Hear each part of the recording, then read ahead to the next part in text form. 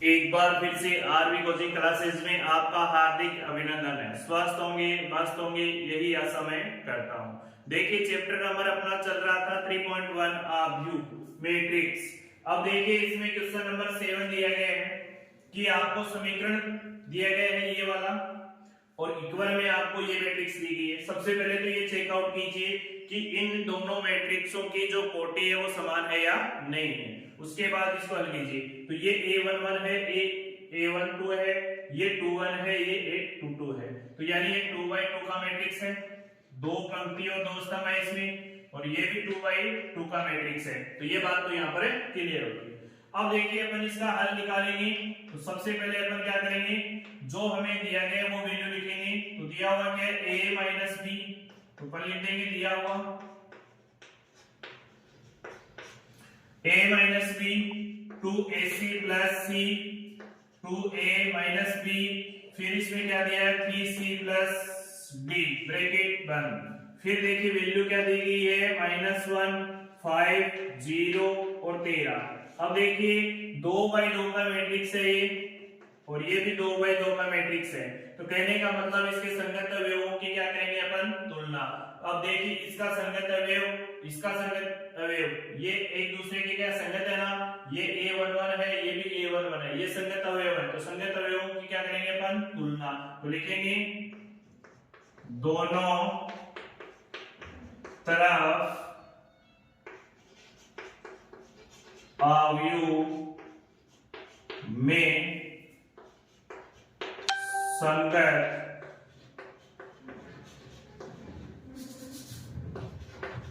अवयवों की तुलना करने पर। अब तुलना कीजिए, इसमें वैल्यू क्या क्या दी गई है आपको वैल्यू दी गई है यहां पर a11 है, तो a11 से तुलना कीजिए a माइनस b बराबर आ गया माइनस का 1। इसको दे दिया समीकरण नंबर 1। फिर दिया गया आपको 2ab, तो 2a माइनस b बराबर क्या दिया गया है 0। ये हो गया समीकरण नंबर 2। मैं क्या लिख सकता हूं, इन दोनों को जोड़ सकता हूं ना यहीं से। तो समीकरण 1 प्लस से माइनस कर देता हूं ताकि दिक्कत ना रहे, माइनस कर देता हूं, माइनस क्योंकि ये कट जाएगा -2।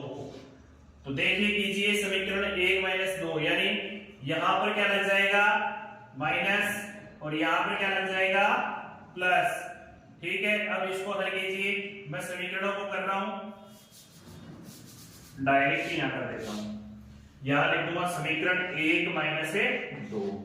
ये क्या है समीकरण। देखिए ये प्लस का है और ये माइनस का है। अब वैल्यू क्या आएगी -a आ जाएगी। क्या आ जाएगी -a। फिर देखिए ये क्या हो जाएगा कैंसिल, और ये आ जाएगा आपके पास -1।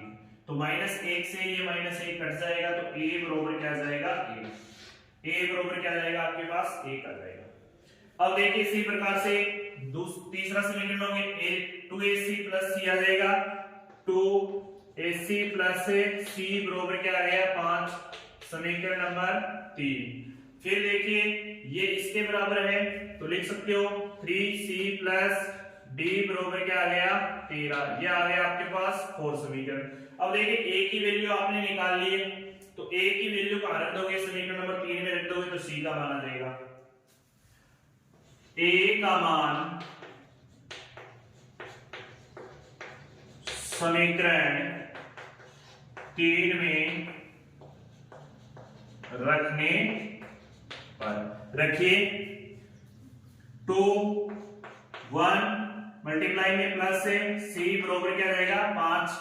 अब गुणा करने पे ये कितना हुआ 2, तो 2 प्लस से c बराबर कितना हो गया 5।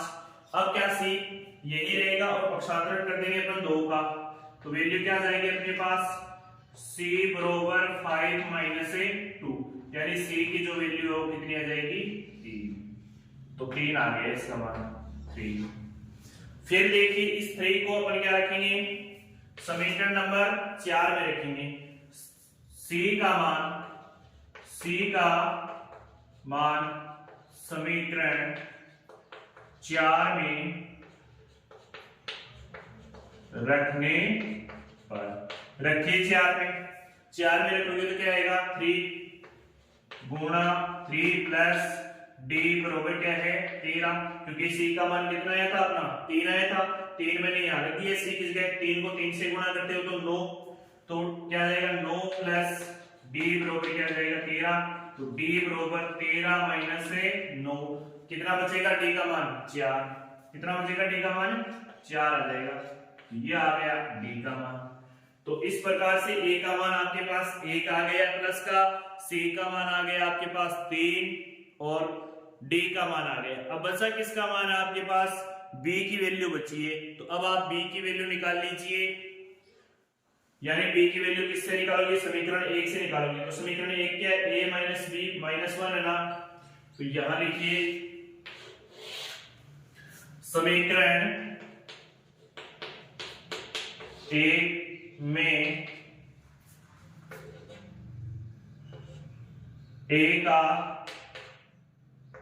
मान रखने पर, रखिए एक क्या है a माइनस बी है, तो a किसके क्या रखोगे 1 माइनस बी बराबर क्या दिया गया माइनस वन दिया गया। अब इसको उधर ले जाओगे तो क्या हो जाएगा माइनस का, तो माइनस बी बराबर माइनस वन क्या हो जाएगा माइनस का 2, तो इसको क्या लिख सकते हो माइनस बी बराबर माइनस से 2, माइनस से माइनस क्या हो जाएगा कैंसिल, और b की वैल्यू क्या आ जाएगी अपने पास से 2। तो a का मान क्या आ गया अपने पास 1, b का मान क्या आ गया 2, c का मान क्या आ गया 3 और d का मान क्या आ गया अपने पास से 4। तो अपन लिख सकते हैं ना, अतः यहां लिख दूं मैं, अतः a बराबर 1, b बराबर 2, c बराबर 3 और d बराबर 4, जो क्या है अपना फाइनल आंसर। तो इसे नोट कीजिए। तो सबसे पहले क्या नोट करोगे, देखिए सबसे पहले यहां से यहां तक का पोर्शन लिखोगे, उसके बाद ये लिखोगे, उसके बाद ये, उसके बाद ये, उसके बाद ये और उसके बाद ये आंसर। लिखिए इसे,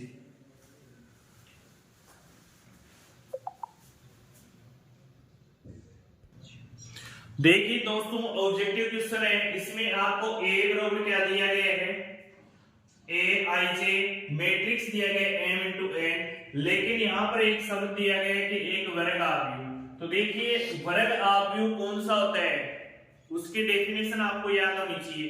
तो वर्ग आव्यूह वो होता है जिसकी पंक्ति और स्तंभ क्या हो समान, पंक्ति और स्तंभ क्या हो समान। क्यों हो, यदि आप वर्ग आव्यूह देखोगे तो वर्ग का मतलब 2x2 का मैट्रिक्स होना चाहिए, या 3x3 का मैट्रिक्स होना चाहिए, या 4x4 का मैट्रिक्स होना चाहिए, या 1x1 का मैट्रिक्स होना चाहिए। इस प्रकार से कहने का मतलब m की वैल्यू और n की वैल्यू, क्योंकि देखिए कोटि होती है उसको अपन इस प्रकार से लिखते हैं a11 a12 a21 a22, ये तो हो गए इसके अवयव।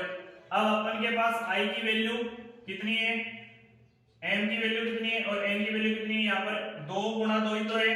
तो कहने का मतलब m क्या है पंक्ति और n क्या है स्तंभ, तो पंक्ति और स्तंभ की संख्या यहाँ पर क्या हो रही है बराबर नहीं हो रही क्या, ना तो यहाँ पर कोई संख्या छोटी है ना कोई संख्या बड़ी है। तो देखिए ये ऑप्शन यहाँ पर क्या होता है कैंसिल, क्योंकि n है वो m से बड़ा और यहाँ पर m है वो n से क्या है बड़ा, तो ये दोनों ही कैंसिल है। लेकिन यहाँ पर इस ऑप्शन में दिया गया है कि m और n क्या है इक्वल, क्योंकि देखिए m की वैल्यू कितनी है 2 और n की वैल्यू कितनी है 2, तो ये आपस में बराबर नहीं है क्या, 2 बराबर 2 ही तो है, यानी इसकी कोटि है वो 2/2 की है, यानी वर्गाव्यूह है।